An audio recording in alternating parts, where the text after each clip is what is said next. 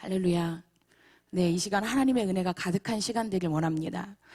우리나라가 산후조리 문화가 굉장히 잘 돼 있어요. 그래서 요즘은 아이를 낳으면 아이를 낳고 산모들이 산후조리원에 들어갑니다. 그런데 얼마 전에 기사를 봤는데요.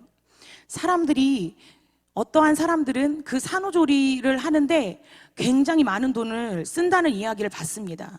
그래서 산후조리 한 2주 있는데 몇 천이 넘는 그런 비용을 한다고 해요.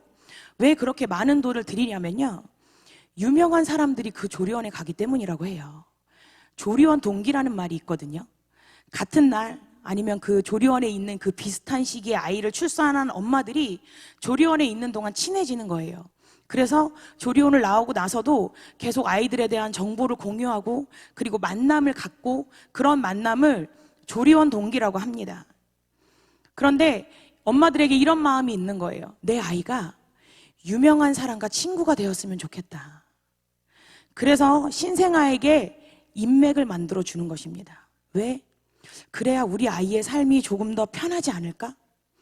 유명한 사람과 힘 있는 사람과 친구가 되면 우리 아이의 삶이 조금 더 든든하지 않을까 하는 부모의 바람이 있는 것입니다. 물론 모든 사람들이 다 그렇다는 것은 아니고 이러한 목적을 가지고 일반 조리원보다 많게는 거의 10배 가량의 그 금액을 치르면서 비싼 조리원을 선택한다는 사람들의 이야기를 본 적이 있습니다. 이런 이야기를 볼 때 사람들이 살아가면서 누군가와의 만남을 얼마나 중요하게 여기고 있는지 그것을 알 수 있습니다. 사람들은 어떤 부모를 만나느냐, 그리고 어떤 친구를 만나느냐, 어떤 배우자를 만나느냐, 이런 것이 그의 인생에 무척 중요하다고 이야기합니다. 왜냐하면 그를 통해 그들의 인생이 바뀌기 때문이에요. 좋은 부모를 만나고 좋은 친구를 만나고 좋은 배우자를 만나면 인생이 행복할 것 같고, 반대로 부모도 친구도 배우자도 잘못 만나면 그런 사람들의 삶은 그런 이야기를 들으면 참 저 사람 힘들겠다 싶을 때가 있습니다. 그래서 사람들이 이야기해요. 인생이 참 불공평하다. 왜냐하면 그것들이 내가 원해서 선택할 수 있는 것들이 아니기 때문입니다. 그런데 그런 것이 우리의 행복을 좌우한다고 이야기하기 때문에 불공평하다고 이야기하는 거예요. 그런데 그 행복의 기준이 사람마다 달라요. 그래서 어떤 사람은 좋은 기준이 되는 것이 다른 사람에게 나쁜 기준이 되기도 합니다. 그렇기에 삶의 진정한 행복을 찾는 것, 그리고 행복을 누리는 것은 어려운 일입니다. 그런데 이러한 조건과 상관없이 우리에게 진정한 행복을 가져다 주는 만남이 있습니다. 그것이 누구일까요? 바로 우리가 예수 그리스도를 만나는 것입니다. 모든 사람은 언제나 누구나 죽음을 맞이해요. 그리고 그 뒤에는 어떠한 삶이 있나요? 영원한 삶이 있습니다. 세상에서는 아무리 길게 살아도 100년을 살기가 어렵지만 이후의 삶은 영원한 삶이 있다는 것입니다. 그러니 우리가 더 중요시해야 할 것은 무엇인가요? 지금 이 땅에서 내가 어떤 사람을 만나느냐, 어떤 것을 누리고 살아가느냐, 이것이 아니라 영원히 살아가는 이 앞으로의 삶을, 그 삶을 내가 어떤 삶을 살아가느냐, 이것이 인생에서 진정 중요한 것입니다. 이 죽음 뒤의 삶에도 행복의 조건이 있어요. 그런데 그것이 우리에게 위로가 되는 이유는 죽음 뒤의 영원한 삶은 지금 이 세상에서 좋은 사람들을 만나고 돈을 많이 벌고 성공을 해야 하는 것, 그런 것이 아닙니다. 아무리 부자여도 부족한 것이 하나도 없는 사람이라도, 그리고 반대로 너무 큰 어려움 속에 있다 하더라도 남녀노소 빈부격차를 막론하고 단 한 가지의 조건, 그것만 충족되어지면 됩니다. 바로 예수 그리스도를 만났는가입니다. 영원히 구원받는 방법은 단 한 가지, 예수 그리스도를 믿는 것입니다. 그 사람이 부유하건 그리고 가난하건 좋은 환경에서 행복하게 살건 아니면 환경이 좋지 않아 힘들고 낭망하고 좌절하며 살건 상관없이 단 하나의 조건, 당신이 그리고 내가 예수 그리스도를 만났는가, 그것이 우리의 영원한 삶에 참된 행복을 주는 조건인 것입니다. 예수 그리스도를 만나는 것은 예수 그리스도가 허물과 죄로 인해 죽었던 우리를 살리셨다는 것을 믿는 거예요. 그 보혈의 공로를 인정하는 것입니다. 에베소서 2장 4절에서 5절에 말합니다. 긍휼이 풍성하신 하나님이 우리를 사랑하신 그 큰 사랑을 인하여 허물로 죽은 우리를 그리스도와 함께 살리셨고 너희는 은혜로 구원받은 것이라. 오직 예수 그리스도의 보혈의 은혜로 구원받은 사실을 우리가 알 때, 우리를 위해 십자가에 예수님이 죽으셨고 그리고 부활하신 그 그리스도의 사랑을 믿을 때 우리는 진정으로 예수님을 만나게 되는 것입니다. 그리고 우리는 그런 예수님을 만난 사람들입니다. 그러면 예수 그리스도를 만난 사람들이 어떻게 살아야 할까요? 오늘 에베소서를 통해 바울은 우리에게 말합니다. 옛사람을 벗어버리고 새 사람을 입으라. 혹시 성도님들 중에 담배를 끊어보신 적 있는 분 계신가요? 한번 손 드신 분이 여긴 없네요. 네, 제가 성대가 굉장히 예민해요. 약해요. 왜냐하면 성대에 결절이 있습니다. 목사가 성대 결절 걸린 거 굉장히 치명적인 약점 중에 하나거든요. 그래서 목소리 관리하는데 굉장히 좀 예민한 편이고 신경을 많이 써요. 아무래도 찬양을 많이 하다 보니까, 그리고 말을 할 일도 많으니까 그날그날의 목 컨디션에 좀 예민한 편입니다. 그런데 제가 왜 성대 결절이 걸렸느냐, 그 이유 중에 하나가, 지금은 담배를 피시는 분들이 어디서 피시나요? 가족들의 눈치를 보고 사람들의 눈치를 봐서 아무도 없는 데 가서 몰래 피시잖아요. 그런데 예전에 제가 어릴 때는 안 그랬거든요. 저희 할아버지가, 제가 할아버지 할머니하고 부모님하고 같이 살았어요. 그리고 저희 아빠가 장남이었고 제가 외동딸이었습니다. 그러니 할아버지에게는 장남의 외손녀, 참 귀한 존재였죠. 그래서 어릴 때 이야기를 들어보면 할아버지가 맨날 저를 업고 막 동네 돌아다니고 막 이러셨대요. 그런데 그렇게 너무 예뻐하셨는데, 그렇게 예뻐하시다 보니 늘 저를 옆에 끼고 사시는 거예요. 그런데 저희 할아버지가 담배를 엄청 많이 피셨어요. 그래서 할아버지가 담배를 피는 날 하루에 몇 갑을 폈다고 들었던 것 같아요. 그렇게 담배를 피실 때 그 옆에 누가 있었을까요? 어린 제가 옆에 있었습니다. 옆에서 놀고 있었죠. 그러다 보니까 기관지가 약해진 거예요. 어릴 때 한번 아팠던 기억이 나는데, 어렴풋이 나는데, 그 원인이 이제 담배 연기를 너무 많이 마셔서였던 거라고 알고 있습니다. 그래서 이 성대결절이 오면 말을 할 때도 다른 사람들이 목소리를 내는 것보다 몇 배의 힘을 내어서 말을 해야 돼요. 왜냐하면 소리를 내지 않으면 그냥 바람 소리만 나거든요. 그렇게 이제 성대가 그 시간들을 통해서 조금 많이 상했습니다. 그렇게 할아버지가 담배를 되게 많이 피셨는데 하루아침에 담배를 끊으셨어요. 왜냐하면 제가 아파서 끊으신 건 아니고 어느 날 몸이 안 좋아서 병원을 가신 거예요. 그런데 병원에서 뭐라고 했을까요? 당신 담배 계속 피면 죽어요. 이 이야기를 듣고 그 즉시 담배를 끊으셨어요. 그리고 그 뒤로 한 번도 담배를 피지 않으셨어요. 저희 할아버지가 90이 넘으셨거든요. 아직도 굉장히 정정하십니다. 할아버지가 자신이 담배를 피면 죽는다는 걸 몸소 느끼니까 바로 담배와 단절해 버리는 거예요. 그날 즉시부터, 내일부터 아니면 천천히 줄여야지, 이게 아니에요. 내가 죽는다라고 하니까 즉시 그 담배와의 그 인연을 단절해 버리셨어요. 이처럼 예수 그리스도를 만난 사람들은 자신이 살 수 있는 방법이 오직 예수님만을 붙드는 것임을 알게 됩니다. 바울은 예수님을 만난 후에 진정으로 살 길이 무엇인지, 성도들이 어떻게 하면 살 수 있는지를 에베소 교인들에게 알려줍니다. 그것이 바로 무엇인가요? 옛사람을 벗어버리고 새 사람을 입으라고 말하는 것입니다. 즉, 옛사람의 모습을 단절해 버리라는 것입니다. 그렇지 않고 죄 가운데 거하면 결국 죽을 수밖에 없기 때문입니다. 그렇다면 옛사람과는 언제 단절을 해야 하는가? 바울은 18절에 이야기합니다. 이제부터 너희는, 에베소 교인들에게 말하는데 옛사람들과 언제 단절하라고요? 바로 지금 즉시라고 이야기하고 있는 것입니다. 너희 과거의 죄된 모습들을 즉시 단절해 보려라. 너희 과거에 연연할 필요도 없고 잘잘못을 따질 필요도 없이 그냥 단절해 버려라. 그러면서 에베소 성도들에게 이야기합니다. 너 과거에 잘못했잖아. 이제 그거 끊어. 이렇게 얘기하지 않아요. 예전에 네가 이런 모습이었지만 이제 그만해 라고 이야기하지 않아요. 그 대신 바울은 그들에게 과거를 언급하는 대신에 이방인의 삶에 대해 이야기합니다. 바울이 이방인이란 표현을 쓴 것은 편지를 받은 에베소인들은 어떤 사람들이라는 거예요. 이미 이방인이 아니라는 이야기입니다. 그들은 이미 그리스도인이라고 생각하고 있는 거예요. 그러니 예수를 믿기 전의 삶은 이미 지나간 과거이다. 그러니 너희가 과거에 연연하지 말고, 과거를 추억하지 말고, 그리워하지 말고 이제는 오직 예수만 바라봐라 라고 이야기하는 것입니다. 우리가 사는 이 땅을 광야라고 합니다. 이스라엘 백성들에게 광야는 어떤 곳이었나요? 오직 하나님만 바라보는 곳이었어요.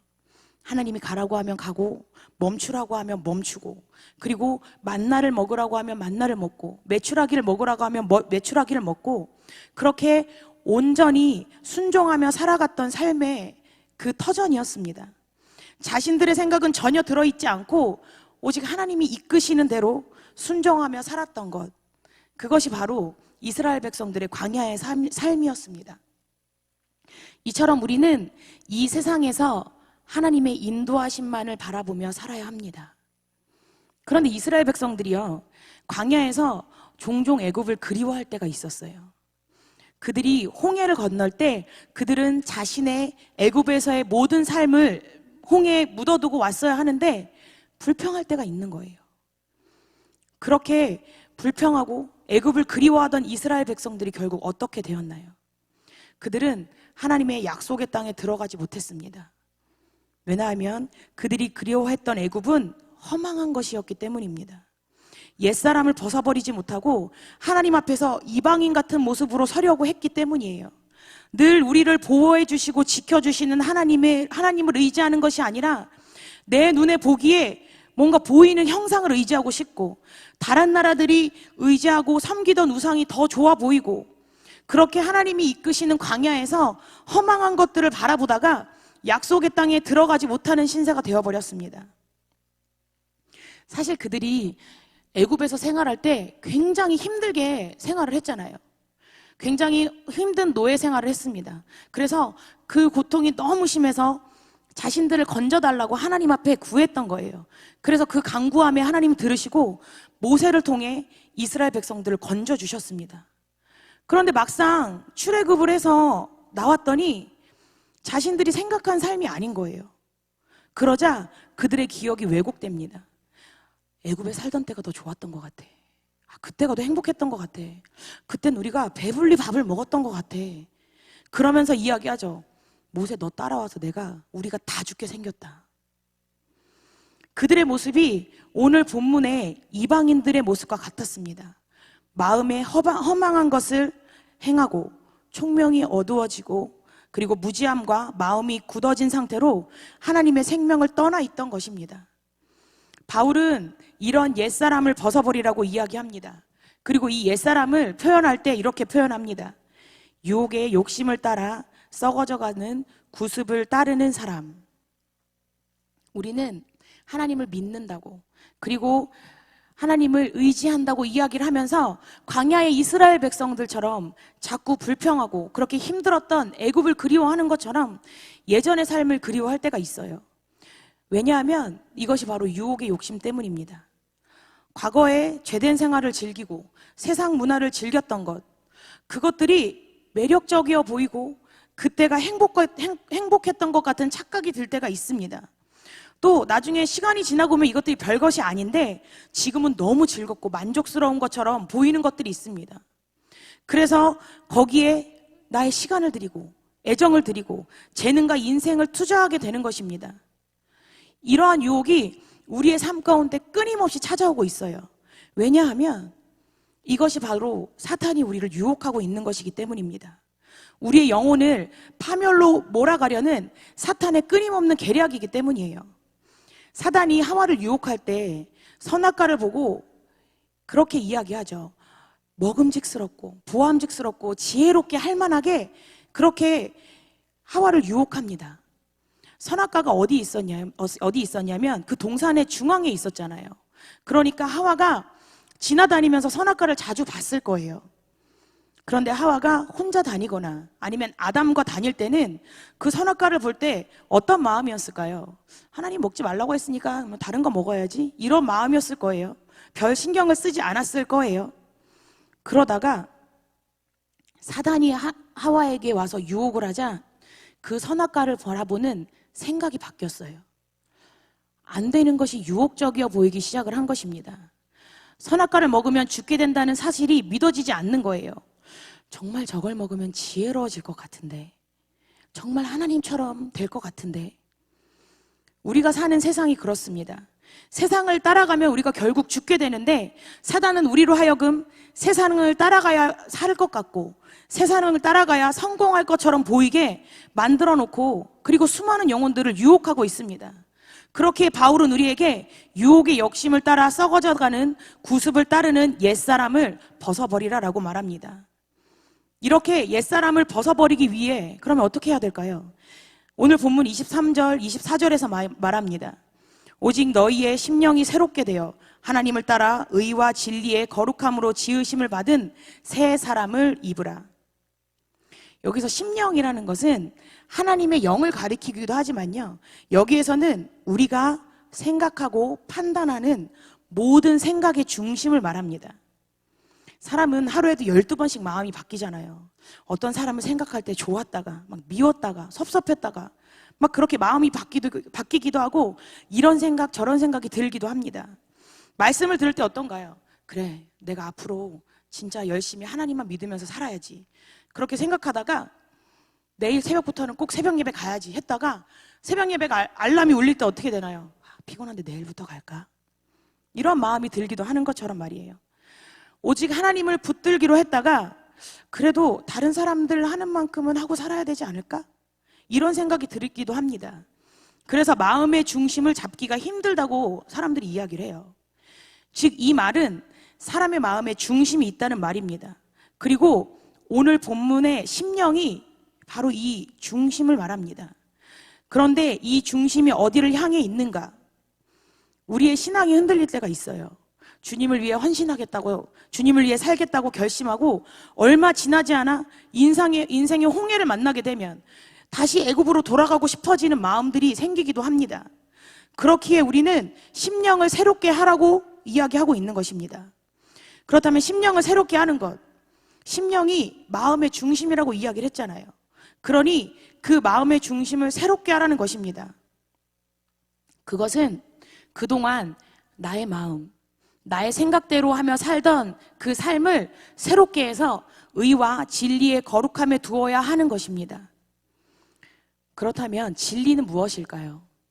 진리는 바로 예수 그리스도입니다.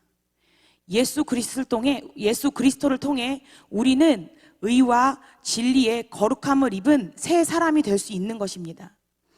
의는 무엇이냐면 하나님과의 바른 관계를 맺는 것을 말합니다. 태초에 잃어버렸던 하나님의 형상인 의와 거룩이 예수 그리스도의 대속의 은혜를 통해 회복되어진 것입니다. 그렇게 죄인된 우리는 진리 대신 예수 그리스도만 통해 의롭게 되고, 그리고 진리 대신 그리스도를 통해 정결하게 된다는 것입니다. 그 예수를 통해서만 우리의 심령이 새롭게 될 수 있다고 이야기하는 것입니다. 우리의 힘으로, 우리의 능력으로는 우리가 아무리 노력해도 정결한 삶, 거룩한 삶을 살 수 없어요. 왜냐하면 우리는 늘 죄의 유혹 가운데 살고 있고 그것을 이길 힘이 없기 때문입니다. 끊임없이 옛사람이 우리를 유혹의 자리로 이끌기 때문입니다.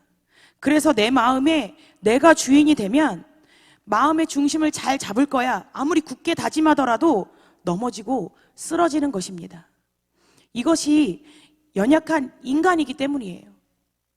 그렇게 우리는 우리 삶의 주인의 자리를, 우리 심령을, 우리 마음의 중심을 예수 그리스도에게 내어드려야 하는 것입니다. 옛사람일 때 나의 인생의 주인은 나였어요. 내가 해야 되고, 내가 이루어야 하고, 내가 잘 살아야 하고, 아무리 뛰어난 환경과 조건을 갖고 있다 하더라도 한낱 인간이기 때문에 그 생각은 결국 허망하고 죽음에 이를 수밖에 없습니다. 그러나 나의 인생의 주인의 자리에 예수님을 모시면 어떻게 되나요? 우리의 삶의 기준이 예수 그리스도가 되는 것입니다. 그럴 때 하나님과 바른 관계를 맺을 수 있는 것입니다. 예수님의 뜻에 따라 순종하며 살 수 있게 되는 것입니다. 우리나라 국어의 문법 가운데 가장 기초가 되는 게 주어와 동사예요. 주어는 뭐냐면 문장에서 동작이나 상태, 주체를 말합니다. 그리고 동사는 그 주어의 움직임이나 작용들을 이야기해요. 이렇게 하면 좀 어렵죠. 예를 들어 말하면 이런 거예요. 철수가 간다. 여기서 주어가 누구죠? 철수예요. 철수가 간다가 동사거든요. 철수가 주어고. 즉 주어인 철수에 의해 행동하는 모습이 이야기되어지는 겁니다. 우리는 우리의 삶의 주어의 자리에 하나님을 놓아야 합니다. 그리고 우리가 해야 할 역할은 그럼 무엇이냐?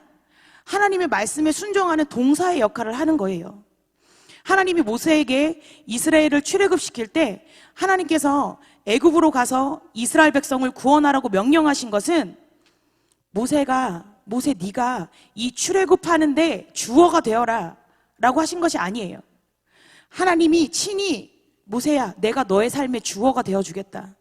그러니 모세, 너는 내가 말하는 것에 순종하고 행동하기만 하면 된다. 즉 나의 삶을 따르는 동사가 되어라 라고 이야기하는 거예요. 모세 스스로가 주어가 된다면 어떻게 될까요? 80 노인의 그 모습으로 애굽의 바로의 손에서 이스라엘 백성들을 구원해내는 것이 가능할까요? 가능하지 않습니다. 그러나 하나님이 주어가 된 삶, 하나님이 주인 된 삶이 되면 80된 노인인 모세를 통해서도 얼마든지 하나님의 일을 할 수 있는 동사가 되어서 일을 할 수 있게 되는 거예요. 하나님 앞에 쓰임받게 되는 거예요. 왜냐하면 하나님이 하라는 것만 순종하면 되기 때문입니다. 그럴 때 80세 노인이 감당하기에 불가능해 보였던 일들이 하나님께서는 그 모세를 통해 이루어 가신 거예요. 역사의 주관자인 하나님이 모세의 삶의 주어가 되셨을 때 이러한 능력이 일어났습니다. 제가 앞부분에 제가 성대 결절이라고 말씀을 드렸잖아요. 이 성대 결절인 걸 안 게 2004년부터 제가 1년 동안 보컬 공부를 했거든요. 근데 그때 초반에 목소리가 너무 안 나오는 거예요. 그 전에 한 3개월 베트남 선교를 갔다 왔는데 거기 공기가 안 좋으니까 목소리가 굉장히 많이 영향을 받았어요. 그래서 이제 보컬 공부를 하려고, 노래를 공부를 하려고 거기 아카데미에 들어갔는데 소리가 계속 안 나와서 왜 이럴까 하고 병원을 갔더니 의사 선생님이 그러더라고요. 이건 성대결절이에요. 그런데 이 성대결절이 옛날부터 있었던 거라고 그렇게 이야기를 하더라고요. 그래서 감사한 게 늦게 성대결절에 걸리잖아요. 그러면 아마 찬양 사역을 못했을 거예요. 그런데 제가 어릴 때부터 성대결절이었잖아요. 그러니까 그때부터 저도 모르게 이 목 관리를 하게 된 거예요. 그 결절이 온 상태에서 노래 부르는 법을 저도 모르게 터득을 한 거예요. 그래서 보컬 공부를 하고 찬양 사역을 하고 그리고 이제 교회 사역을 하다 보니까 목소리가 점점 더 잘 나오게 되는 것입니다. 그래서 2012년에 제가 서부감리교회에서 그 사역을 교육 전도사 사역을 했는데 그때 개인적으로 제가 노래를 하는데 황금기였던 것 같아요. 고음 다 올라가고 진성 가성 다 되고 성대의 결절임에도 불구하고 찬양을 할 때 전혀 힘들지 않게 부르던 시기였어요.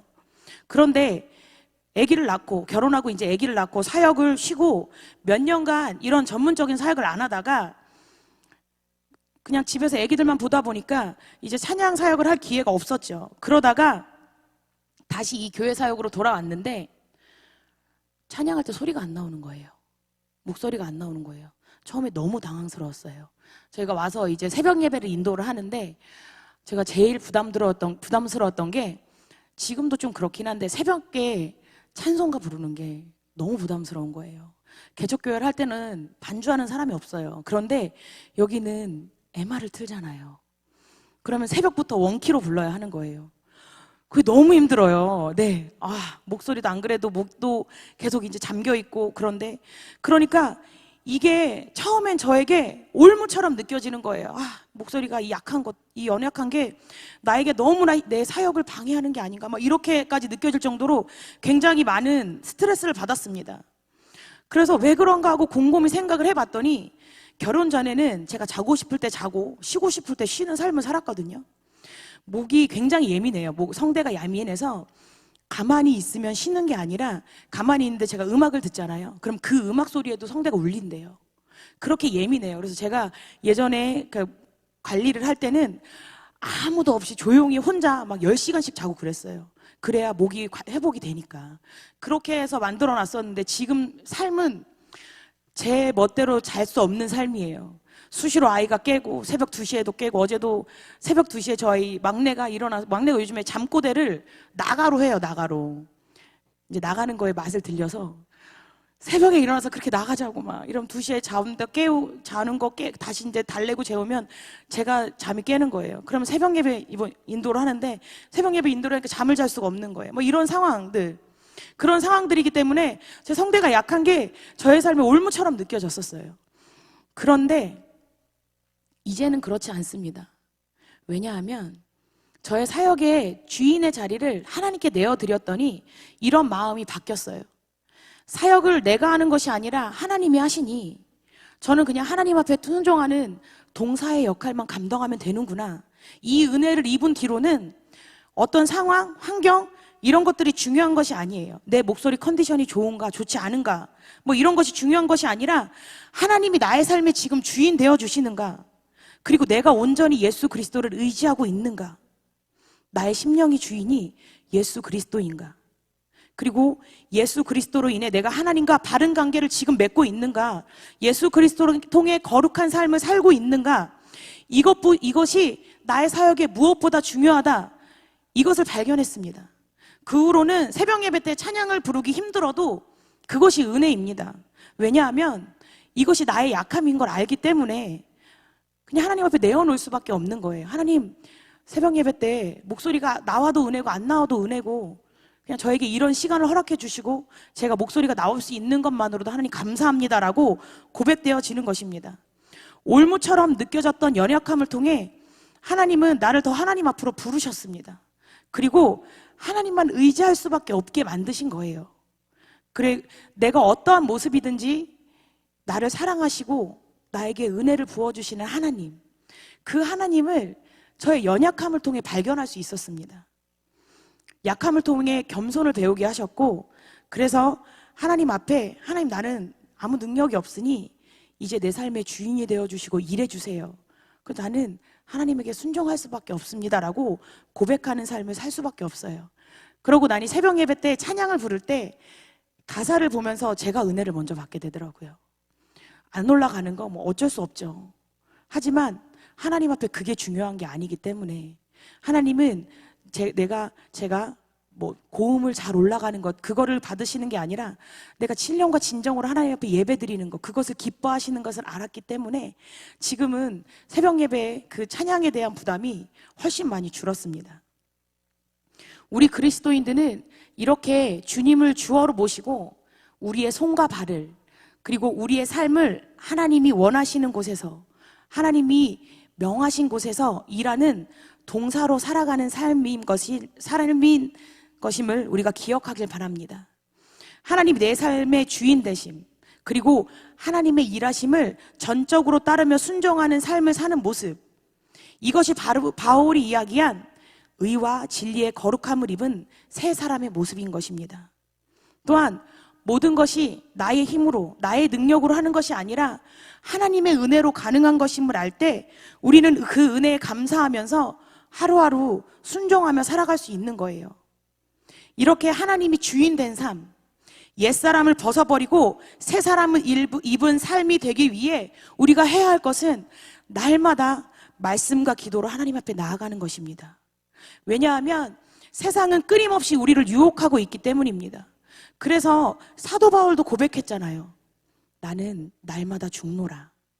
나의 인생에 내가 주인 되고 싶은 옛사람을 벗어버리고 하나님의 의와 진리로 거룩함을 입은 새 사람으로 살기 위해 사도 바울도 매일 주님께 나아갔던 것처럼 우리 역시 우리의 삶 가운데 늘 하나님의 은혜를 간구하고, 그리고 나의 삶의 주인 되신 오직 한 분, 예수 그리스도만을 의지하며 살아가는 우리가 되어지길 기도합니다. 이러한 삶이 진정 예수 그리스도를 만난 사람들의 삶인 것입니다. 우리 이 시간 함께 기도하길 원합니다. 이 시간 들으신 말씀 갖고 기도했으면 좋겠습니다. 사랑과 은혜가 많으신 하나님 아버지 감사합니다. 하나님, 우리를 사랑하여 주시고 우리를 구원하여 주신 주님, 하나님, 우리가 그 주님만 붙들고 살아가길 원합니다. 세상을 바라보며, 이 세상을 살아갈 때에 세상을 바라보며 살아가는 것이 아니라, 환경을 바라보며 살아가는 것이 아니라, 하나님, 우리가 혹 인생에 살아가면서 하나님 우리의 삶 가운데 홍해와 같은 어려움을 만날지라도 우리를 이끌고 계시는 주님만 신뢰하며 나아가게 하여 주시옵소서. 우리를 붙들고 계시는 주님, 우리의 삶 가운데 주인 되신 주님만을 의지하며 살아가는 우리가 되게 하여 주시옵소서. 그러기 위해 날마다 말씀과 기도로 거룩하지만 나아가는 자들 되게 하여 주시고, 우리를 통하여 이 시대 가운데, 이 삶 가운데 하나님의 나라가 실현될 수 있도록 하나님 우리를 사용하여 주시옵소서. 우리와 함께 하실 주님을 기대하며 감사드리며 예수님의 이름으로 기도합니다. 아멘. 은혜 아니면 살아갈 수가 없네. 나의 모든 것 다 주께 맡기니 참내 평안과 위로 내게 주신 주 예수, 오직 예수뿐이네. 오직 예수뿐이네. 오직 예수뿐이네. 오직 예수뿐이네. 오직 예수뿐이네.